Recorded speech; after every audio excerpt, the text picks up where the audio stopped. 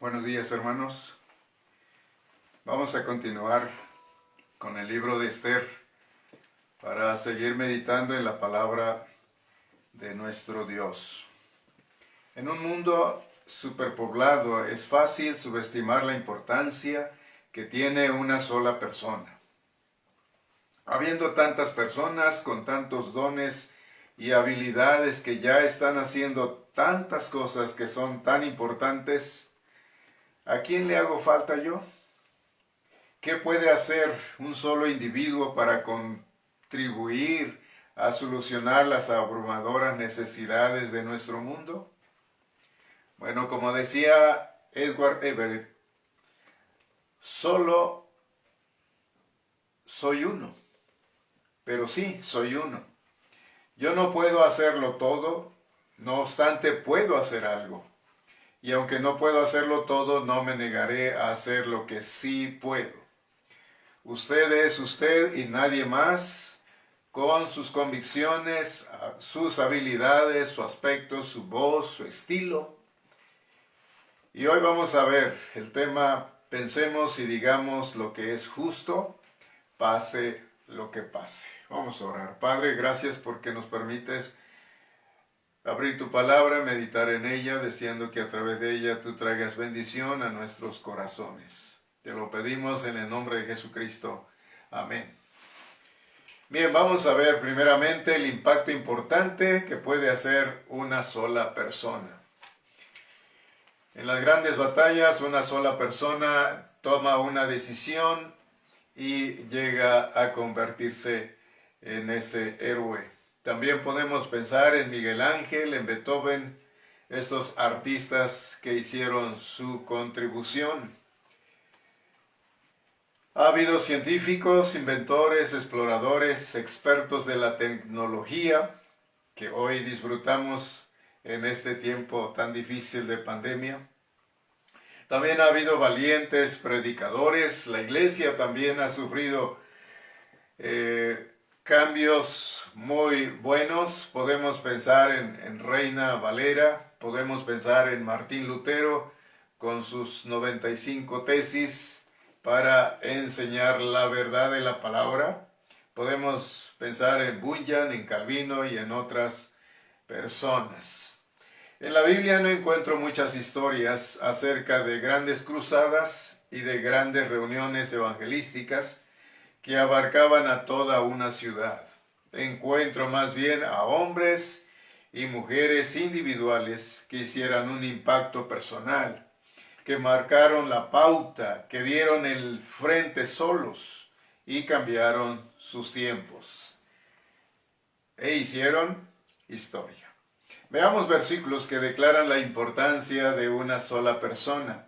Segunda a los Corintios capítulo 16, segunda carta a los Crónicas, segundo libro de Crónicas, capítulo 16, versículo 9, dice: porque los ojos de Jehová contemplan toda la tierra para mostrar su poder a favor de los que tienen corazón perfecto para con él. Son los que Dios anda buscando. Isaías 59, versículos 15 y 16. Isaías 59, 15 y 16 dice: y la verdad fue detenida, y el que se apartó del mal fue puesto en prisión. Y lo vio Jehová y desagradó a sus ojos, porque pereció el derecho. Y vio que no había hombre, y se maravilló que no hubiera quien se interpusiese. Y lo salvó su brazo, y le afirmó su misma justicia. También podemos ver Jeremías capítulo 5, versículo 1. Recorred las calles de Jerusalén y mirad ahora e informaos.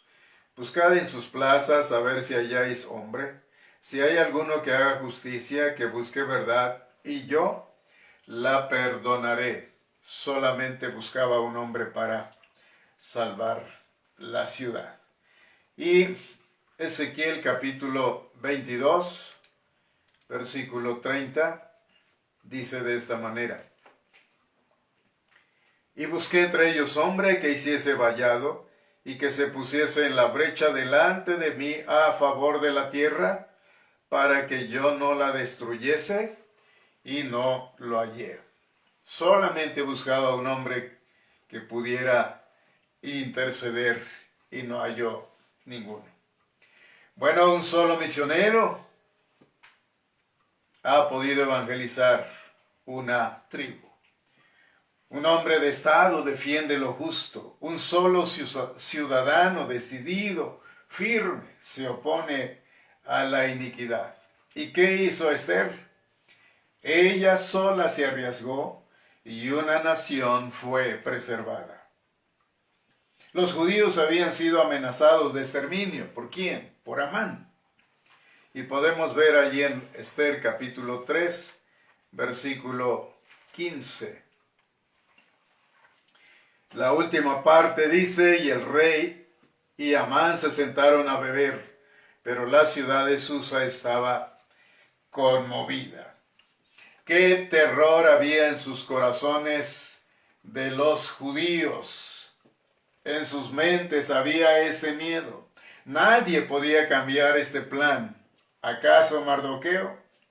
La impotencia se convirtió en desaliento. Sin embargo, en medio de todo esto, Dios no estaba durmiendo. En su plan soberano, Él había determinado que una persona hiciera la diferencia. De nuevo, una persona estaría sola en la brecha, y en esta ocasión su nombre es Esther. Por eso aquí podemos ver, en primer lugar, el impacto importante que puede hacer una sola persona. En segundo lugar, la intervención esencial de la reina Esther. Capítulo 4, versículo 1 dice: luego que supo Mardoqueo todo lo que había hecho, rasgó sus vestidos, se vistió de cilicio y de ceniza y se fue por la ciudad clamando con grande y amargo clamor. En el tiempo de Esther, cuando las personas atravesaban una adversidad, por lo general se ponían una ropa tosca y suelta, que es lo que menciona ahí: se vistió de cilicio. Se echaban encima ceniza para cubrirse con ella y aparecer espectrales y abandonadas, como una expresión dramática de su aflicción. Las personas expresan su pesar y se lamentan de diferentes maneras. En nuestra cultura, la gente muchas veces llora calmadamente o abrazan compasivamente a los que están apesadumbrados, afligidos, tristes.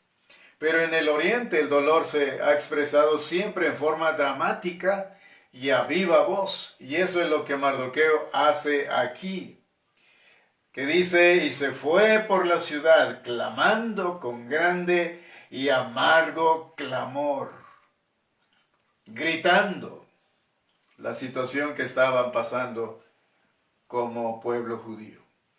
Versículo 2 dice: y vino hasta delante de la puerta del rey, pues no era lícito pasar dentro de la puerta del rey con vestido de cilicio. Quizá Mardoqueo se acercó hasta allí esperando captar la atención de la reina, ya que era dudoso que Esther supiera mucho.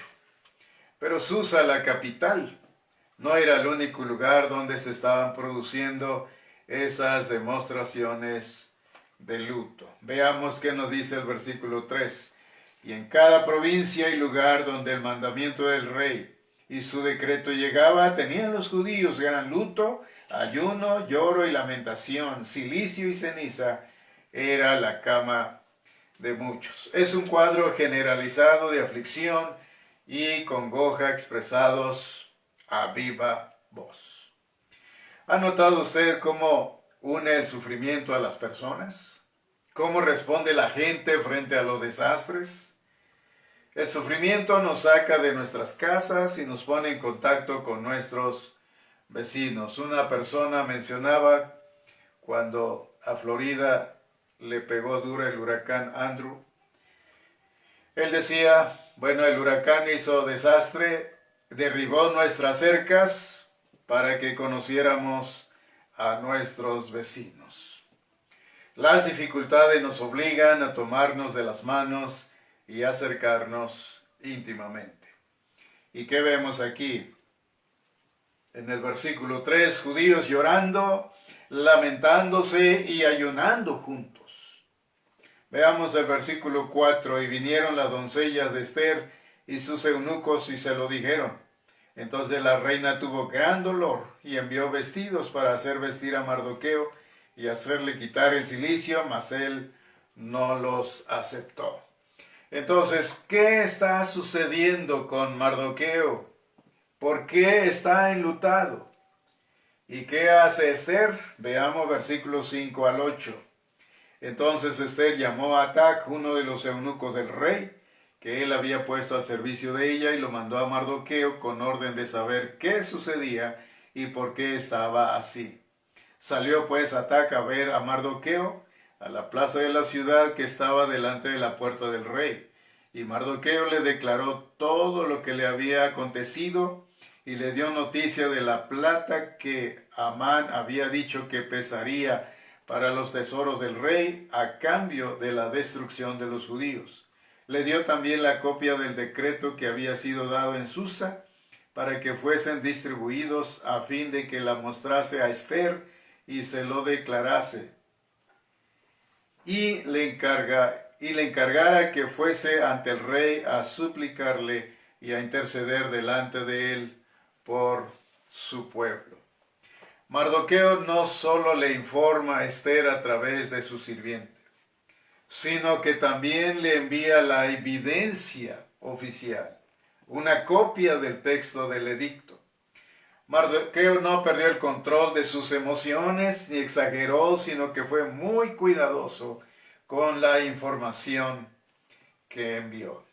Ahora, esto es muy importante que nosotros lo analicemos, porque nosotros vivimos en un tiempo de muchas habladurías.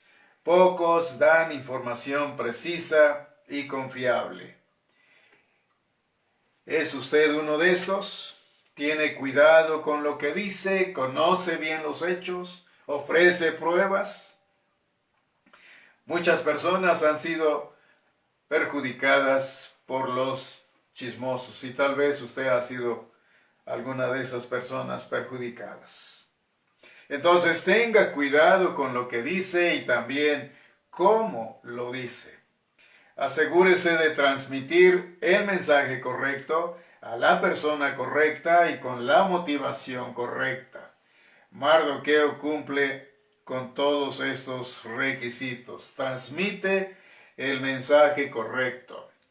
Lo transmite a la persona correcta, Esther, y lo hace con la motivación correcta, porque están en peligro de ser asesinados. Esther tiene que saberlo. Le llegó el momento de ponerse en la brecha. Veamos los versículos 9 al 12. Vino Atac y contó a Esther las palabras de Mardoqueo. Entonces Esther dijo a Atac que le dijese a Mardoqueo: todos los siervos del rey y el pueblo de las provincias del rey saben que cualquier hombre o mujer que entra en el patio interior para ver al rey sin ser llamado, una sola ley hay respecto a él: ha de morir, salvo aquel a quien el rey extendiera el cetro de oro, el cual vivirá. Y yo no he sido llamada para ver al rey estos 30 días. Y dijeron a Mardoqueo las palabras de Esther. Nadie podía ir al rey, ni siquiera Esther, siendo la esposa del rey, para ir a verlo sin ser llamada por el rey, porque su vida corría peligro. Si Esther obedecía a Mardoqueo, lo arriesgaba todo, incluso su vida. Y para colmo, ella era judía. ¿Y cómo iba a reaccionar el rey Asuero al enterarse de que Esther era judía? Era un dilema muy grande, pero Mardoqueo conocía a Esther. Él la había criado y él la había preparado y conocía su carácter. Y sabía que ella podía responder ante esta situación difícil que estaban viviendo. Fomentar el cultivo del carácter es exactamente lo que unos padres sabios hacen, exhortando a sus hijos para que alcancen la madurez, comprender el valor de ser valientes, animar a sus hijos a defender lo que creen, aunque tengan que enfrentar la situación solos, y luego confiar en que podrán hacerlo sin la presencia suya a su lado. Mardoqueo creía que Esther iba a actuar aunque él no estuviera ahí a su lado. Y así deben de actuar también los hijos cuando son enseñados sin necesidad de que sus papás estén allí a su lado. Mardoqueo está en ese momento y entonces apela al carácter de Esther. Veamos versículos 12 al 14. Y dijeron a Mardoqueo las palabras de Esther. Entonces dijo Mardoqueo que respondiesen a Esther: no pienses que escapará de la casa del rey más que cualquier otro judío, porque si callas absolutamente en este tiempo, respiro y liberación vendrán de alguna otra parte para los judíos. Mas tú y la casa de tu padre pereceréis, y quién sabe si para esta hora has llegado al reino. Estos versículos han pasado a la historia como uno de esos discursos cruciales. Mardoqueo dice tres cosas significativas que podían alterar la historia de los judíos si se ponían en práctica. Número 1, le está diciendo a Esther: si no haces nada, no creas que vas a escapar de morir. Segunda cosa, aunque no mueras, Dios no está limitado a ti o a mí, ni permitirá que su pueblo perezca. Va a utilizar a alguien para salvar a su pueblo. Y 3, qué grande sería si Él soberanamente ha decidido escogerte a ti. Cuando dice: ¿y quién sabe si para esta hora has llegado al reino? Un magnífico ejemplo de motivación íntima. Arriésgate a morir, pero sea lo que hagas, no te quedes callada. Veamos versículo 16. Ve y reúne a todos los judíos que se hallan en Susa, y ayunad por mí, y no comáis ni bebáis en 3 días, noche y día. Yo también con mis doncellas ayunaré igualmente, y entonces entraré a ver al rey, aunque no sea conforme a la ley. Y si perezco, que perezca. Esto es lo que responde Esther a Mardoqueo. ¿No es esa una gran respuesta? ¿No es Esther una gran mujer? Estaba dispuesta a hacer su parte sin importarle las consecuencias personales sobre ella. Ella dice: si perezco, que perezca; si muero, no me importa. Ya la preocupación no estaba centrada en ella. La preocupación estaba centrada ahora en su pueblo y estaba dispuesta a arriesgarse por él.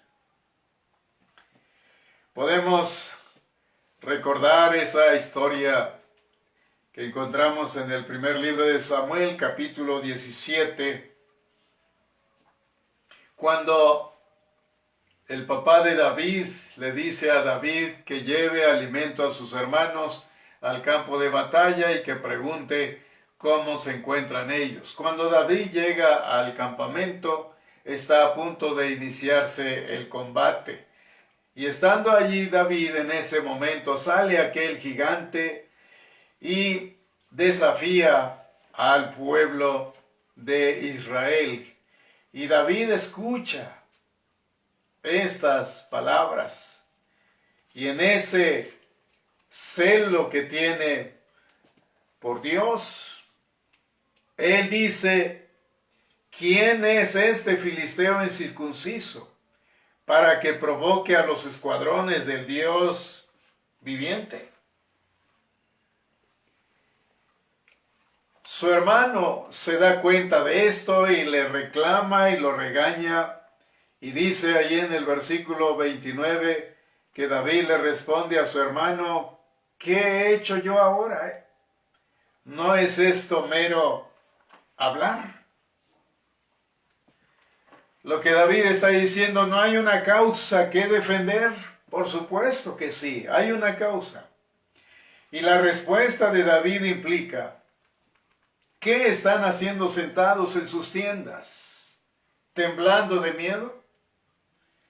Allí afuera hay un gigante que odia la causa de Dios vivo. ¿Y quién se va a levantar para hacerle frente a este gigante? ¿Qué hacen ustedes que no se mueven? Nuestro Dios peleará por mí. Y recordamos cómo termina David venciendo a Goliat. En otras palabras, David está diciendo ahí, yo voy a ir a pelear. Y si perezco, que perezca. Esther estuvo consciente de lo mismo. Amán, un enemigo que estaba allá afuera, tramando la destrucción de los judíos. Y donde quiera que hay un pueblo de Dios, hay enemigos de Dios. Esther estaba diciendo, basta ya de la vida fácil. Ya es hora de que hable claro y con firmeza. Soy judía y creo en el Dios vivo. Estoy lista para dar la cara por mi pueblo. Y si perezco, que perezca. Y en tercer lugar, la participación personal de cada uno, incluso de usted mismo. En un mundo superpoblado es fácil subestimar la importancia que tiene una sola persona. De usted, de su voto, de sus convicciones, de su determinación, de decir, estoy en contra de esto.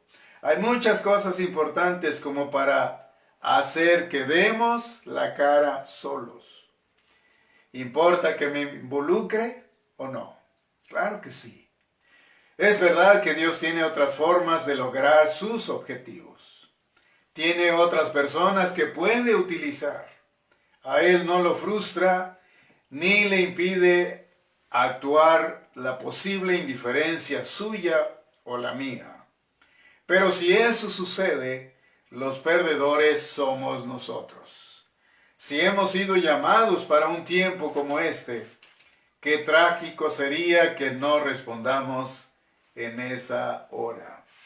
Estamos rodeados de muchas necesidades y asuntos que nos llaman a levantarnos y a participar. ¿Qué está haciendo usted para levantarse, para enfrentarse solo, para responder al llamado de Dios en esta hora?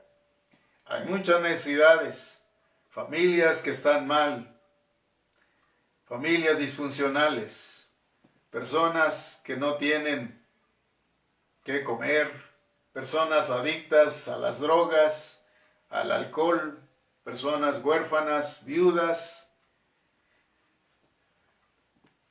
luchando contra el aborto. ¿Quién se levanta para hacer eso? Hay prejuicios, personas discapacitadas, hay delincuencia, hay maltrato, y así podíamos seguir mencionando más necesidades. Entonces, hagamos algo. Involucrémonos. Así como Esther. Y si perezco, que perezca. Tal vez no nos martiricen, pero tenemos que hacer algo. De este pasaje de Esther surgen dos principios fundamentales. Número 1. No será sino hasta que creamos que una persona puede hacer un impacto significativo que estaremos dispuestos a arriesgarnos. O sea que mientras no creamos que una sola persona puede crear un impacto, no vamos a estar dispuestos a arriesgarnos.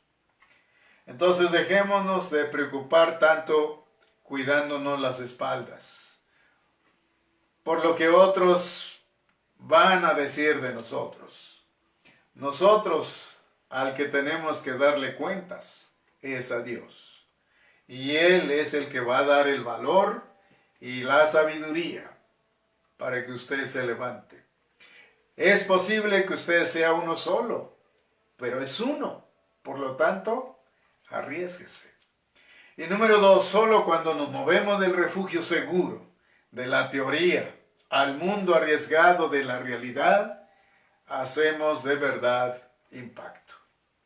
Usted es un ciudadano pensante, una persona que conoce a Cristo. Muy bien, entonces haga algo al respecto, defienda sus convicciones.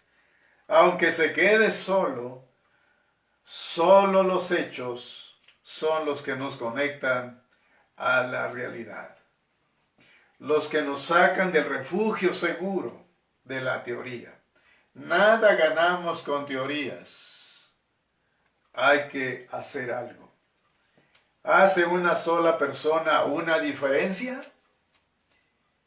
¿La hizo Cristo? Claro que sí.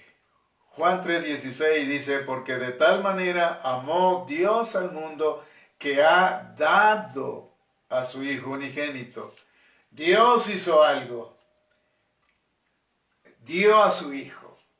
Ahora, tú y yo somos salvos por la gracia de Dios. Hemos sido bendecidos con la salvación.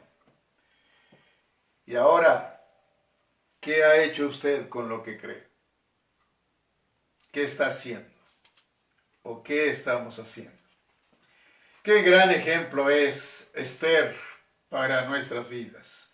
Fue una mujer cuya valentía estuvo a la altura de sus convicciones. Pero eso fue entonces, en aquel tiempo. Esto es ahora, en las necesidades que vemos. Pero la necesidad es la misma.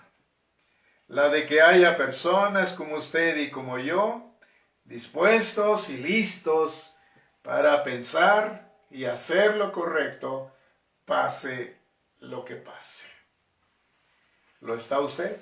¿Listo para pensar y decir lo que es justo, pase lo que pase? Puede decir como Esther, y si perezco, que perezca. Oremos. Gracias Dios por tu palabra, porque a través de ella nos muestras que tú puedes hacer grandes cosas con una persona que está decidida y que depende de ti, que está dispuesta a arriesgar su vida en beneficio de otros, como lo hizo Esther.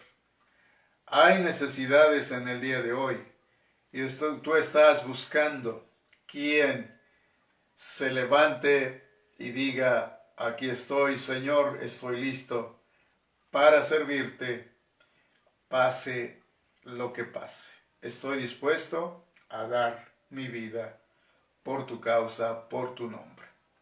Ayúdanos, Señor, a tener esta convicción y esta decisión que tuvo Esther.